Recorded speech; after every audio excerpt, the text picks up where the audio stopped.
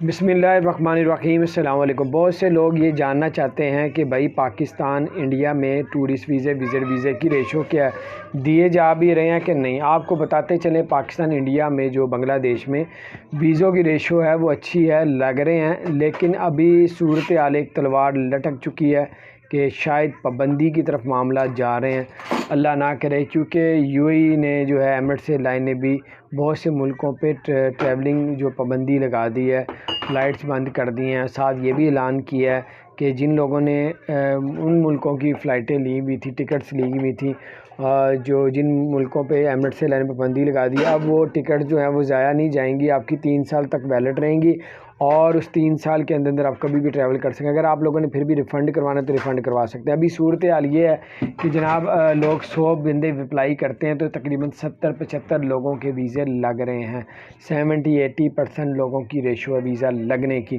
اور اگر آپ ٹورسٹ ویزا وزٹ ویزا لے سکتے ہیں اور لے لیتے ہیں اور آپ یو اے ای چلے جاتے ہیں، آپ کو جاب مل جاتی تو آپ کا وہی ویزا ریزیڈنٹ پرمنٹ میں بھی تبدیل ہو سکتا ہے۔ اس کے بعد آپ کو بتاتے چلیں ابھی کیا صورتحال ہے، فلائٹس کی بند تو نہیں ہونے جا رہی، ابھی کوئی پتہ نہیں ہے، کیونکہ یہ کرونا جو نیا جو آیا ہے کرونا، تو اس کی کیا ابھی تھوڑے دنوں میں معاملات پتہ چلیں گے۔ اس کے مطابق یو اے ای نے اشارہ کر دیا کہ مزید جو ہے ملکوں پہ پابندی لگانے جا رہے ہیں، لیکن پاکستان انڈیا بنگلہ دیش کی صورتحال بہتر ہے پہلے سے الحمدللہ۔ اللہ تعالیٰ ہم سب کو معاف کرے اور ہمیں ہر طرح کی مصیبتوں سے بچا کے رکھے۔